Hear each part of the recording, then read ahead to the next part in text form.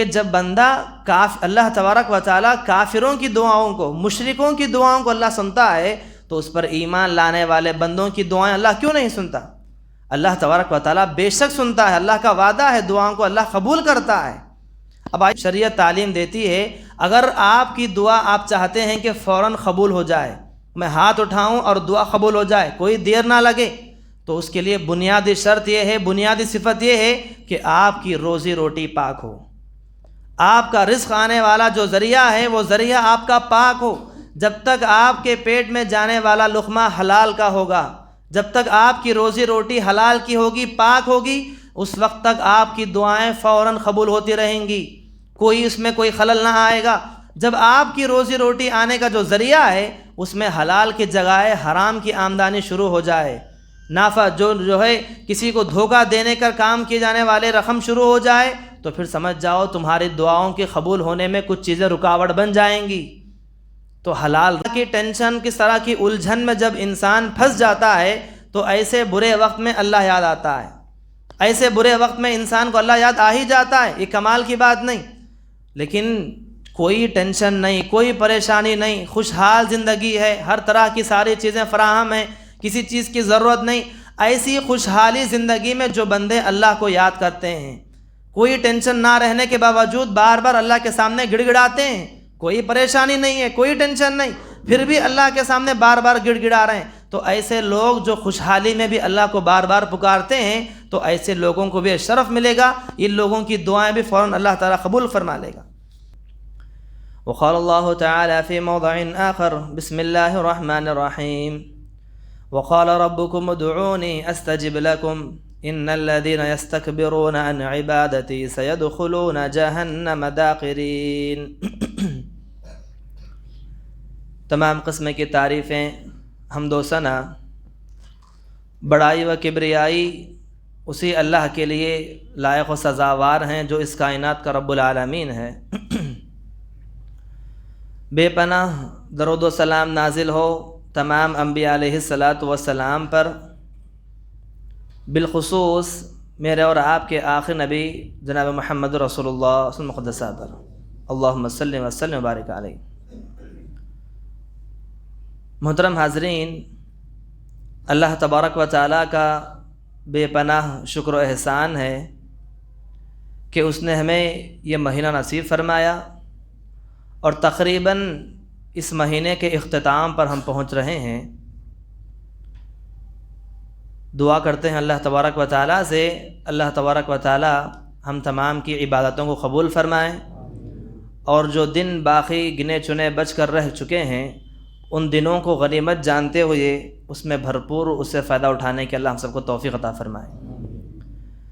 محترم حاضرین، جو آیت کریمہ نے آپ کے سامنے تلاوت کی، سورہ مومنون کی ایک آیت، جس میں اللہ تبارک و تعالیٰ ارشاد فرماتے ہیں، کہتے ہیں کہ اے نبی آپ ان لوگوں سے کہہ دیجئے وقال ربکم ادعونی استجب لکم، کہ وہ لوگ مجھے پکاریں میں ان کی پکار کو سنتا ہوں۔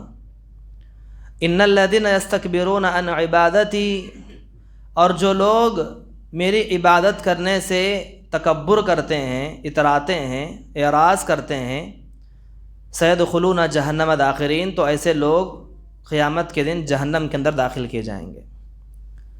محترم حاضرین، جیسا کہ ہم بار بار سنتے ہیں کہ اللہ تبارک و تعالی جب بندوں کی ندا سنتا ہے، جب بندے اللہ تبارک و تعالیٰ کو پکارتے ہیں، تو اللہ تبارک و تعالیٰ کو یہ بندوں کا پکارنا بڑا محبوب ہے، بڑا عزیز ہے، بہت پسند ہے اللہ تبارک و تعالیٰ کو کہ اس کے بندے اسے پکاریں۔ پکارنے سے مراد اسے مانگیں، جو مانگنا ہے اسے مانگیں، دعا کریں، اور اللہ تعالیٰ کا اعلان ہے، وعدہ ہے کہ میں تمہاری دعاؤں کو قبول کرتا ہوں۔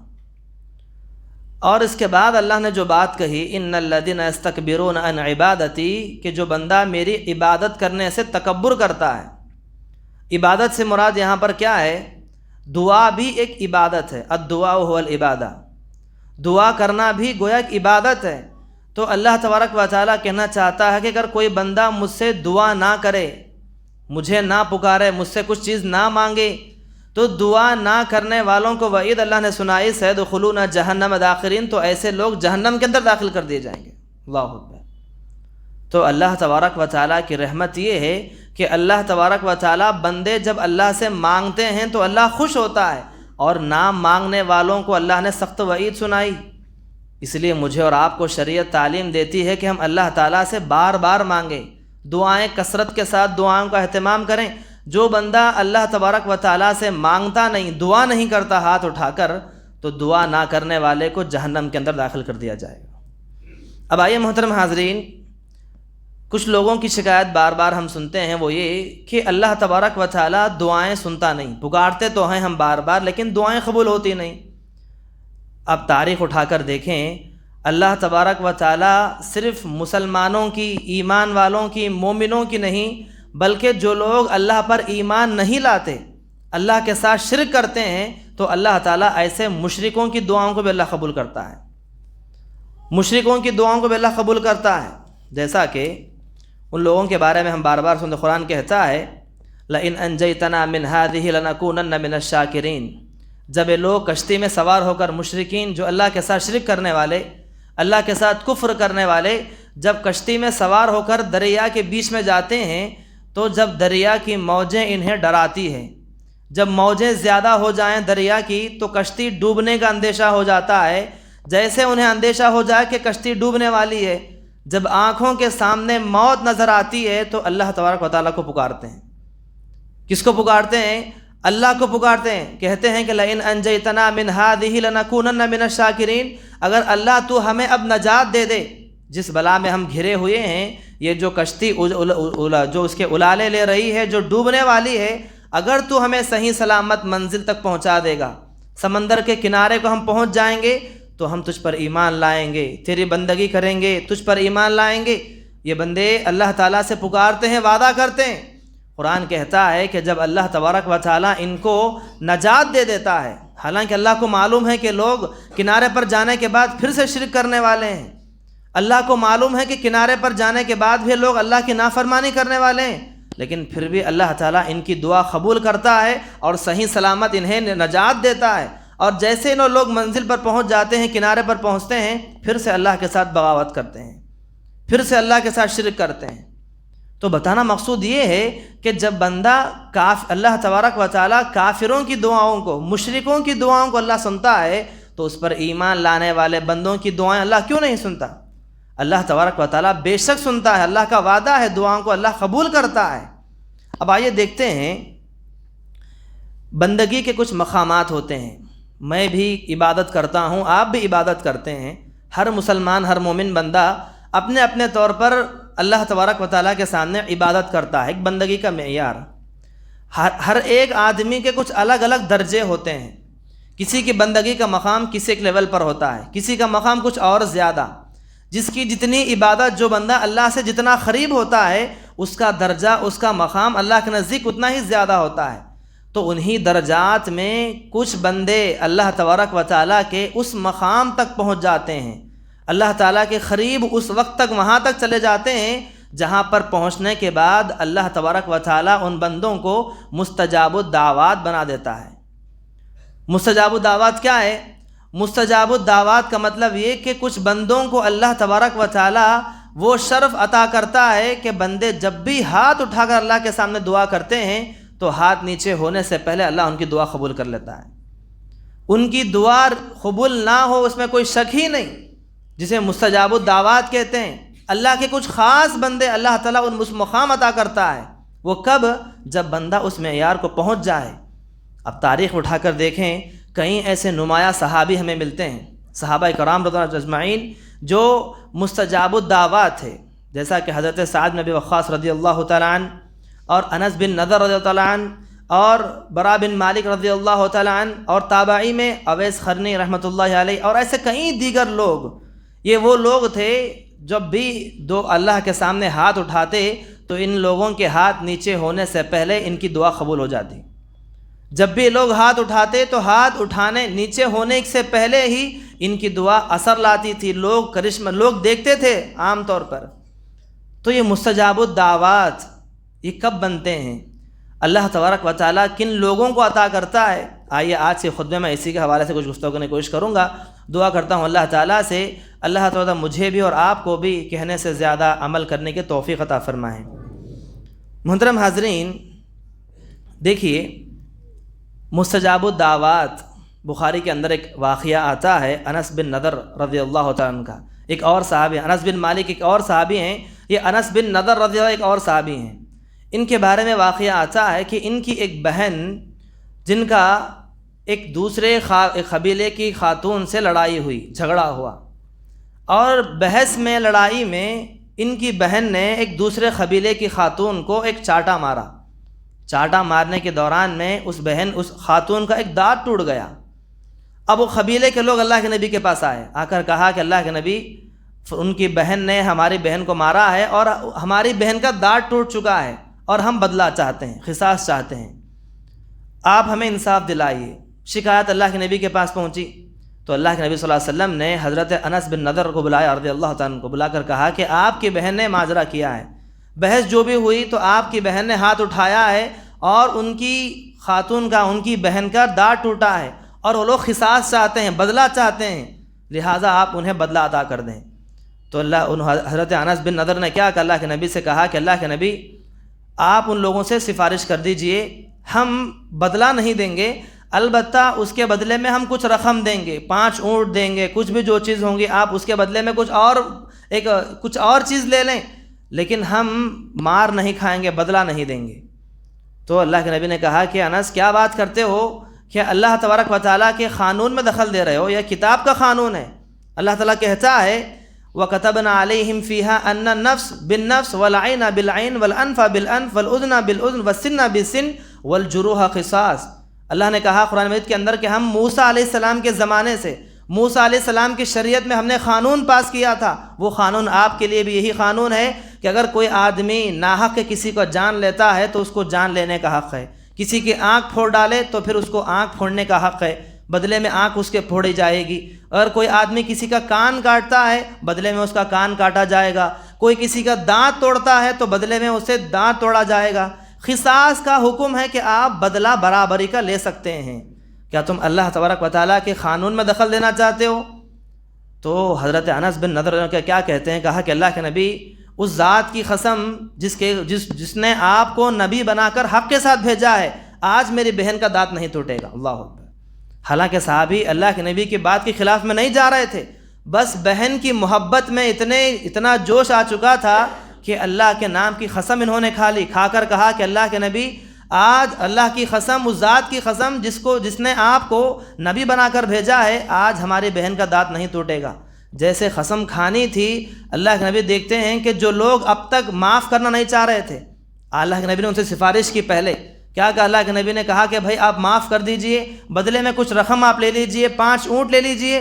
یہ قبیلے والے ماننے کے لیے تیار نہ تھے، کہتے کہ ہمیں کچھ بھی نہیں چاہیے، ہم بدلہ لیں گے۔ اب تک یہ لوگ ماننے کے لیے تیار نہ تھے، یہاں پر حضرت انس قسم کیا کھاتے ہیں، اللہ کے نبی دیکھتے ہیں کہ فوراً سامنے والے قبیلے کے لوگوں نے کہا اللہ کے نبی ہم انہیں معاف کر دیتے ہیں۔ اللہ، اس وقت اللہ کے نبی نے فرمایا، کیا فرمایا؟ کہا کہ اس سرزمین پر اللہ تعالیٰ کے میرے کچھ ایسے بندے بھی یہاں پر موجود ہیں، جب یہ بندے اللہ کے نام کی قسم کھا لیتے ہیں تو اللہ تعالیٰ وہ فیصلہ ان کے حق میں کر دیتا ہے۔ اللہ اکبر۔ حالانکہ فیصلے کی کوئی گنجائش نہ تھی یہاں پر، قبیلہ ایک بہت بڑی ناک، کسی قبیلے کی اگر کسی قبیلے کو کچھ چوٹ پہنچ گئی تو پویا ان کا پورے قبیلے کی ناک کٹ گئی۔ تو ایسے قبیلے کی بات جہاں پر پہنچی تو ایسے فیصلے کے موقع پر اللہ نے ان کے حق میں فیصلہ کر دیا۔ تو بتانا مقصود یہ ہے کہ جب بندے اللہ کے سامنے ہاتھ اٹھا کر دعا کرتے ہیں تو اللہ تعالیٰ ان کی دعائیں قبول کرتا ہے۔ جب قسم کھا لیں اللہ کا نام لے کر، حضرت اسرا سے سعد بن وقاص کے بارے ہم بار بار سنتے ہیں۔ یہ کون صحابی؟ یہ وہ صحابی مستجاب الدعوات کہ جب اگر کوئی آدمی معاشرے میں انہیں ستاتا تو فوراً ہاتھ اٹھاتے، جیسے ہاتھ اٹھاتے تو لوگ کہتے کہ سعد کہتے کہ آپ ہاتھ نیچے کر دیجئے، ہم معافی مانگ لیں گے، اگر آپ ہاتھ اٹھا لیں گے تو پھر دعا قبول ہو جائے گی آپ کی۔ لوگ ڈرتے تھے۔ تو ایسے مستجاب الدعوات بننے کے لیے کرنا کیا پڑے گا؟ تو آئیے قرآن اور حدیث کی روشنی میں شریعت نے ہمیں کچھ اوصاف بتائیں، کچھ چیزیں بتائی، کچھ اعمال بتائیں۔ اگر بندہ ان اعمال کو کر لے، وہ صفات اپنے اندر پیدا کر لیں تو اللہ تبارک و تعالیٰ میری بھی آپ کی بھی قیامت تک آنے والے صبح میں آنے والے تک سارے لوگوں کی دعاؤں کو اللہ فوراً قبول کر سکتا ہے اور ہمیں مستجاب الدعوات بنا سکتا ہے۔ آئیے وہ چیزیں کیا ہے دیکھتے ہیں۔ سب سے پہلے نمبر پر چیز وہ کیا صفات ہیں جو انسان کو مستجاب الدعوات بناتی ہیں۔ سب سے پہلے بنیادی چیز شریعت تعلیم دیتی ہے، اگر آپ کی دعا آپ چاہتے ہیں کہ فوراً قبول ہو جائے، میں ہاتھ اٹھاؤں اور دعا قبول ہو جائے، کوئی دیر نہ لگے، تو اس کے لیے بنیادی شرط یہ ہے، بنیادی صفت یہ ہے کہ آپ کی روزی روٹی پاک ہو، آپ کا رزق آنے والا جو ذریعہ ہے وہ ذریعہ آپ کا پاک ہو۔ جب تک آپ کے پیٹ میں جانے والا لقمہ حلال کا ہوگا، جب تک آپ کی روزی روٹی حلال کی ہوگی، پاک ہوگی، اس وقت تک آپ کی دعائیں فوراً قبول ہوتی رہیں گی، کوئی اس میں کوئی خلل نہ آئے گا۔ جب آپ کی روزی روٹی آنے کا جو ذریعہ ہے اس میں حلال کی جگہ حرام کی آمدنی شروع ہو جائے، نافع جو ہے کسی کو دھوکہ دینے کا کام کیے جانے والے رقم شروع ہو جائے، تو پھر سمجھ جاؤ تمہاری دعاؤں کے قبول ہونے میں کچھ چیزیں رکاوٹ بن جائیں گی۔ تو حلال روزی کا ہونا بہت ضروری ہے۔ اسی لیے جو صحابی میں نے ابھی آپ کے سامنے بیان کیا کہ وہ حضرت سعد بن ابی وقاص رضی اللہ تعالیٰ عنہ، یہ صحابی کو شرف کیسے ملا؟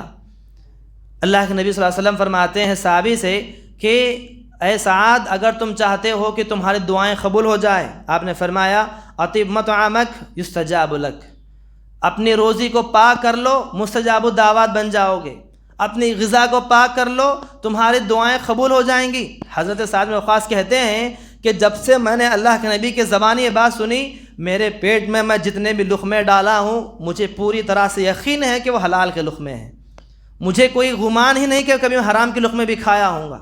جتنے لقمے میں نے کھائے، جتنا میں نے اپنی غذا میں نے استعمال کی ہے، ہر لقمہ ہر غذا میری حلال کی رہی ہے۔ اللہ اکبر۔ محترم حاضرین، حلال روزی ایک بہت بڑا ذریعہ ہے، حلال روزی بہت بڑا ذریعہ ہے۔ جب تک ہم حلال روزی کو نہیں اپنائیں گے، نہ ہماری دعائیں قبول ہوں گی، نہ ہماری عبادتیں قبول ہوں گی۔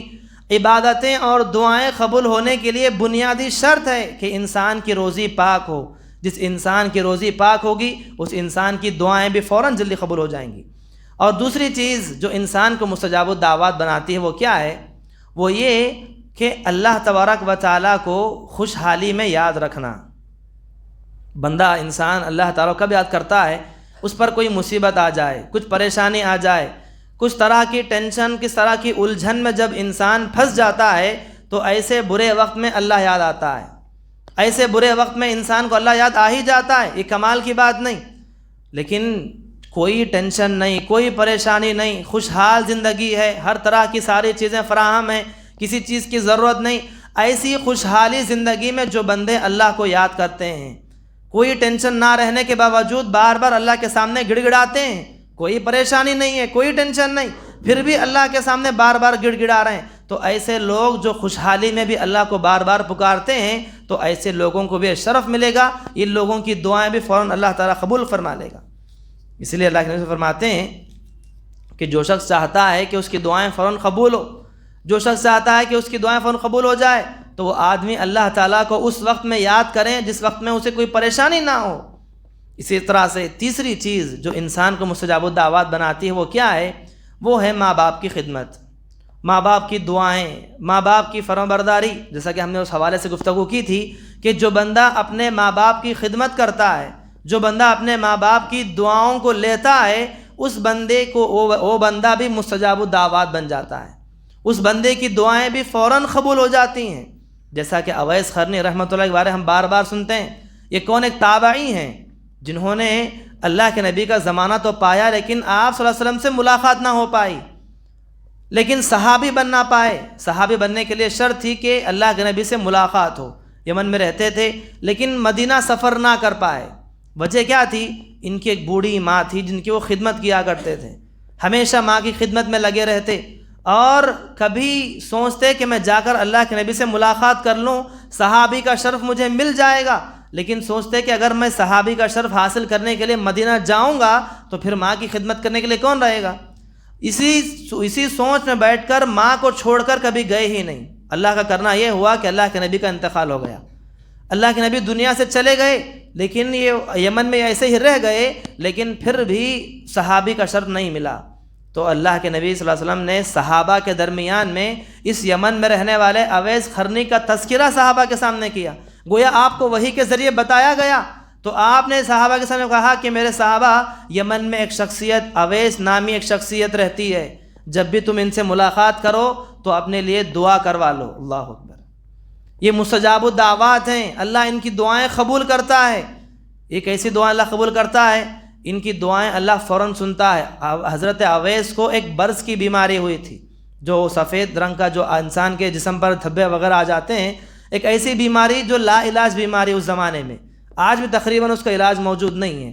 جیسے وہ انسان کو ایک بار جسم میں آ گئی تو پورا جسم پھیلتا جائے گا، اس میں کچھ چیزیں رکنے کے لیے نہیں، اور لا علاج مرض ہے یہ، اور جب تک کہ پھیلتا جائے گا یہاں تک کہ انسان کی موت ہو جاتی ہے اسی میں۔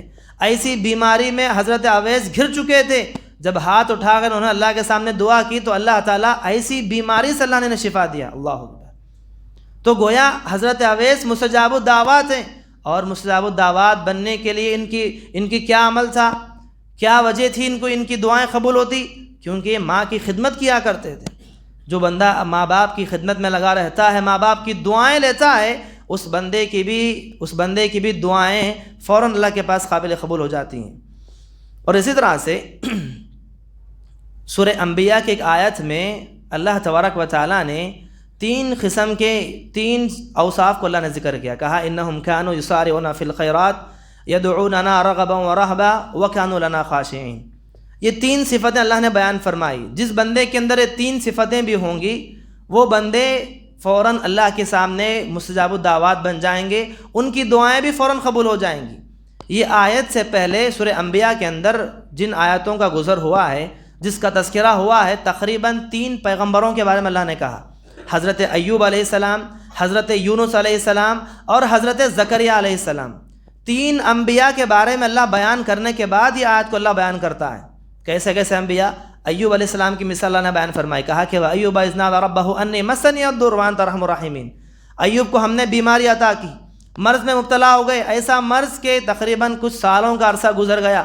اس مرض میں آنے کے بعد ایوب علیہ السلام نے ہاتھ اٹھا کر اللہ کے سامنے دعائیں کی، تقریباً سال 18-12 سال دعائیں کی، تو اللہ نے آپ کی دعا قبول فرمائی، ہم نے ایوب کی دعا کو ہم نے قبول کیا۔ اس کے بعد اللہ پھر یونس علیہ السلام کے پاس آتا، کہتا کہ ہم مچھلی والے پیغمبر کو یاد کرو جو مچھلی کے پیٹ میں چلے گئے تھے۔ مچھلی کے پیٹ میں جانے کے بعد مچھلی کے پیٹ میں رہ کر اندھیروں سے انہوں نے پکارا اللہ کو، اندھیروں سے انہوں نے پکارا، اس اندھیرے میں رہ کر پکارے جانے والی پکار کو بھی ہم نے اسے سن لیا، اور یونس کو ہم نے مچھلی کے پیٹ سے نجات دی۔ پھر اس کے بعد اللہ نے زکریا علیہ السلام کے بارے میں کہا کہ زکریا بڑھاپے کی حالت کو پہنچ چکے تھے، جن کی ہڈیاں کمزور ہو چکی تھی۔ بڑھاپے کی حالت میں پہنچنے کے بعد اللہ سے دعا کی کہ اللہ رب لا تذرنی فردا وانت خیر الوارثین، کہا کہ اللہ مجھے اکیلا نہ چھوڑ، مجھے اکیلا نہ چھوڑ، تو بہترین وارث ہے، تو مجھے وارث عطا فرما، تو مجھے اولاد دے، مجھے بیٹا دے۔ تو زکریا علیہ السلام کو اللہ نے بڑھاپے کی حالت میں دعا قبول کی اور آپ کو بیٹا اللہ نے عطا کیا۔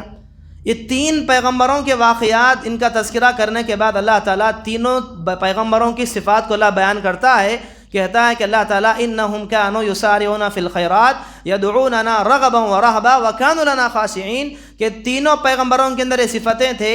یہ صفتیں کیا تھی؟ جب بھی خیر کا کام آتا تو یہ لوگ سب سے آگے بڑھ چڑھ کر حصہ لیتے تھے، نیکی کا کام کرنے کا موقع آتا تو فوراً آگے بڑھ کر حصہ لیتے تھے۔ وکانوا یدعوننا رغبا ورہبا، اور اللہ کو جب یہ لوگ پکارتے تو دونوں طریقے سے، ڈرتے ہوئے بھی اور اللہ تعالیٰ سے امید رکھتے ہوئے بھی، خوف و رجا کہتے ہیں۔ اللہ تعالیٰ کو پکارنا کیسے ہے؟ ایک تو اللہ تعالیٰ کے عذاب سے ڈرنا ہے اور اللہ تعالیٰ کی رحمت کی امید بھی رکھنا ہے، دونوں جذبوں کے ساتھ اللہ کو پکارنا ہے۔ صرف اللہ کو امید سے پکار رہے ہیں ہم اللہ ہمیں عذاب نہیں دے گا تو یہ بھی گڑبڑ ہے، صرف اللہ سے ہم عذاب کی امید ڈر رہے ہیں، صرف اللہ عذاب دینے والا ہے تو بھی انسان مایوس ہو جاتا ہے۔ تو انسان کا جذبہ دونوں طرف سے ہونا چاہیے، اللہ کے عذاب کا ڈر بھی ہونا چاہیے اور اللہ کی رحمت کی امید بھی ہونی چاہیے۔ یہ دونوں جذبوں سے پکارنے والے یہ بندے تھے، اور اس کے بعد اللہ نے کہا وَكَانُوا لَنَا خَاشِعِينَ، یہ بندے میرے تینوں پیغمبر ہمیشہ ہمارے سامنے جھکنے والے، عاجزی اختیار کرنے والے، خشوع خضوع رکھنے والے تھے۔ اللہ اکبر۔ تو جن بندوں کے اندر یہ تینوں صفات ہوں گی، جب بھی نیکی کا موقع آئے تو فوراً نیکی کے کاموں میں آگے بڑھنا اور اللہ تعالیٰ کو اس حال میں پکارنا کہ اللہ تعالیٰ کی رحمت کی امید بھی ہو اور اللہ کا عذاب کا ڈر بھی ہو، اور اس کے بعد ہمیشہ اپنے دل کو اللہ کے سامنے جھکا کر رکھنا۔ یہ 3 صفتیں جن لوگوں کے اندر پائی جائیں گی ان لوگوں کی دعائیں بھی فوراً قبول ہو جائیں گی، وہ لوگ بھی مستجاب الدعوات بن جائیں گی۔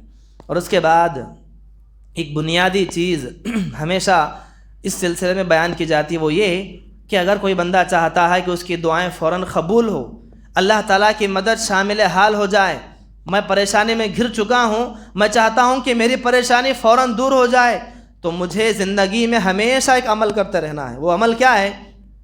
جب بھی میری نظر میں کوئی مجبور، کوئی کس کو کسی چیز کی ضرورت ہو، ضرورت مند آدمی، اگر میری نظر میں کوئی آدمی نظر آتا ہے جو پریشان ہے، اگر اس کی پریشانی میرے علم میں آ جائے تو میں اپنے حسب استطاعت اس کی پریشانی کو دور کرنے کی کوشش کروں گا، اس کی پریشانی کو دور کرنے کی کوشش کروں گا، اگرچہ مجھ سے ہو یا نہ ہو بات کی بات ہے۔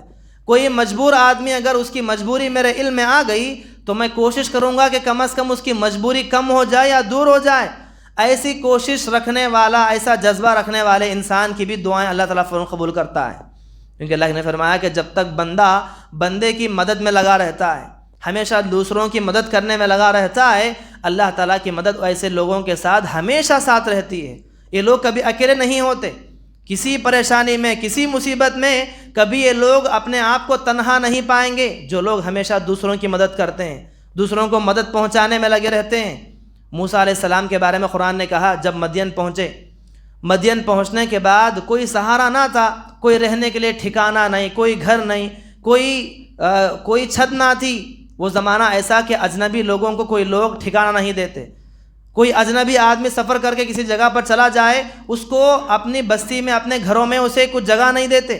ایسے اجنبی شہر میں چلے گئے، جانے کے بعد دعا کا راستہ تھا، لیکن دعا کرنے سے پہلے موسیٰ علیہ السلام نے 2 مجبوروں کی مدد کی، 2 لڑکیوں کی مدد کی۔ وہ لڑکیاں جو اپنے جانوروں کو پانی پلانے کے لیے آئی ہوئی تھی، جن کی مدد موسیٰ علیہ السلام نے کی، پانی پلا کر انہیں وہاں سے بھیجا۔ بھیجنے کے بعد اللہ سے دعا کی، کہا کہ اے اللہ تو آج میرے حق میں جو خیر نازل کرے اس خیر کا میں محتاج ہوں۔ جیسے دعا کی تو اللہ تبارک و تعالیٰ کی مدد شامل حال ہوئی، اور اللہ کی مدد ایسے آئی کہ آپ کو اللہ نے وہاں کا ٹھکانہ عطا کیا اور وہاں کا سسرال اللہ نے آپ کو عطا کیا۔ تو بتانا مقصود یہ ہے کہ بندہ اگر چاہتا ہے کہ اللہ تعالیٰ کی مدد ہمیشہ ہمارے ساتھ ہو، اس آدمی کو چاہیے کہ وہ آدمی ہمیشہ دوسروں کی مدد میں لگا رہے، دوسروں کو فائدہ پہنچانے کی اس میں لگا رہے۔ جب اس کے سامنے کوئی مجبور لوگ سامنے نظر آ جائیں، پریشان لوگ سامنے نظر آئیں، تو ان کی پریشانی کو دور کرنے کی کوشش کریں، اگرچہ آپ کے استطاعت کے اندر نہ ہو۔ کوئی ایک پریشان آدمی میرے پاس آیا ہے، میرے اندر استطاعت نہیں کہ اس کی پوری پریشانی کو میں دور کروں۔ شریعت تعلیم دیتی ہے کہ اگر پوری نہیں کر سکتے آپ، کم از کم اس کو کم کرنے کی کوشش بھی اگر آپ کرتے ہیں۔ مثال کے طور پر کوئی مجبور آیا میرے پاس، دینے کے لیے کچھ ہے نہیں، میرے پاس دینے کے لیے کچھ ہے نہیں، تو میں کرتا کیا ہوں؟ اس سے کم از کم کسی ایک ایسے آدمی کے پاس میں اپنی طرف سے سفارش کر سکتا ہوں، صاحب مال کے پاس، جس کے پاس مال ہے، ایک مالدار آدمی ہے، آپ کی بات سنتا ہے، تو اگر میں اس آدمی کے پاس، اس مجبور آدمی کی سفارش کرتا ہوں کہ بھائی آپ کچھ ان کے لیے تعاون کر دیں، یہ پریشان حال ہیں، مجبور ہیں، اگر میں سفارش بھی کرتا ہوں، اگر وہ آدمی تعاون کرے یا نہ کرے وہ بات کی بات ہے، یہ میرا سفارش کرنا بھی گویا میں اس کی پوری مدد کرنے کے برابر ہے۔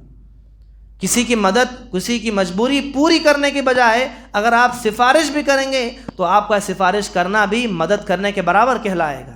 اس طرح شریعت نے تعلیم دی کہ آپ یہ تمام ایسے کچھ اور بھی چیزیں ہیں، جب بندہ ان تمام صفات کو اپنے اندر پیدا کرے گا تو پھر ہماری دعائیں بھی، ہم بھی مستجاب الدعوات بن سکتے ہیں، ہماری دعائیں بھی فوراً قبول ہو سکتی ہے۔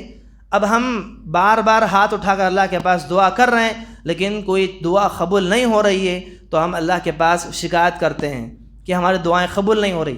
پہلے اپنے اندر ہم دیکھیں کہ کیا کہیں کچھ گڑبڑ تو ہماری زندگی میں نہیں ہے، کیا ہماری روزی روٹی پاک ہے یا نہیں، کیا ہمارے اندر تمام جذبے ہے یا نہیں، کیا میں اللہ سے ڈرنے والا ہوں یا نہیں، یہ تمام چیزیں دیکھیں، کہیں نہ کہیں گڑبڑ ہوگی، کہیں نہ کہیں کوئی چیز خلل ہوگی، اگر نظر آتی ہے تو فوراً سے دور کرنے کی کوشش کریں۔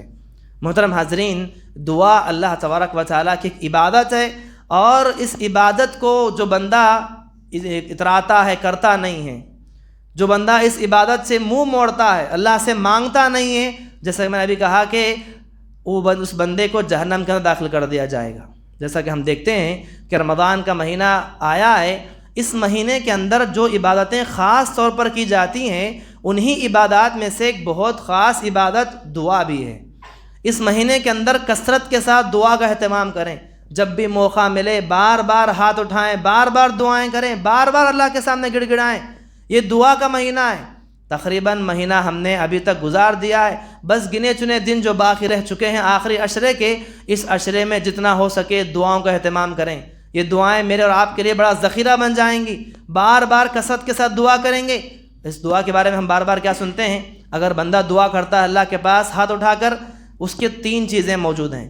ایک تو پہلی چیز، اگر بندہ دعا کرے تو اسے وہ چیز عطا کر دی جائے گی، دعا قبول ہو جائے گی۔ اگر دعا قبول نہ ہو تو پھر اس دعا کے بدلے میں اس انسان پر آنے والی بلائیں، مصیبتیں ٹل جائیں گی۔ اگر دعا قبول بھی نہ ہو، مصیبتیں بھی نہ ٹلے، تو تیسری چیز تو پکی، وہ یہ ہے اللہ تعالیٰ ان دعاؤں کو ایسے ہی اٹھا کر ذخیرہ کر کے رکھتا ہے، اور قیامت کے دن جب بندہ میدان حشر میں آئے گا تو جو دعائیں دنیا کے اندر قبول نہ ہوئی تھی، ان دعاؤں کے بدلے میں نیکیوں کے بڑے بڑے پہاڑ اللہ تعالیٰ سامنے لا کر پیش کرے گا۔ بندہ ان پہاڑوں کو دیکھ کر پوچھے گا کہ اللہ یہ پہاڑ میں نے کب کمائے؟ اللہ کہے گا یہ تیرے ان دعاؤں کا نتیجہ ہے جو دعائیں تیری دنیا میں قبول نہ ہوا کرتی تھی۔ تو بندہ اس وقت خواہش کرے گا کاش کہ دنیا میں میری کوئی دعا قبول نہ ہوتی تو آج مجھے اس سے بڑا بدلہ آج مل جاتا۔ تو دعائیں یہ کوئی بیکار جانے والی چیز نہیں ہے، کوئی ٹائم پاس کی چیز نہیں ہے، آدمی کرے نہ کر نہیں، بلکہ آپ اخلاص کے ساتھ، اللہیت کے ساتھ، خشوع خضوع کے ساتھ اگر آپ دعا کریں گے تو دعا کے بڑے فائدے آپ زندگی کے اندر دیکھ سکتے ہیں۔ دعا رب العالمین سے اللہ تبارک و تعالی ہم تمام کو ان باتوں پر عمل کی توفیق عطا فرمائے، اور ہم تمام کو کثرت کے ساتھ اللہ تعالیٰ کے سامنے مانگنے والا بنائیں، کثرت کے ساتھ اللہ کے سامنے گڑ گڑانے والا بنائیں، اور ہماری دعاؤں کو اللہ قبول فرمائیں، اور اللہ تعالیٰ ہم تمام کو ان چیزوں سے بچائیں جو چیزیں ہماری دعا کی قبولیت کی رکاوٹ بنتی ہیں، اور اللہ ہم تمام کی روزی روٹی کو اللہ پاک فرمائیں۔ آمین رب العالمین۔ السلام علیکم ورحمۃ اللہ وبرکاتہ۔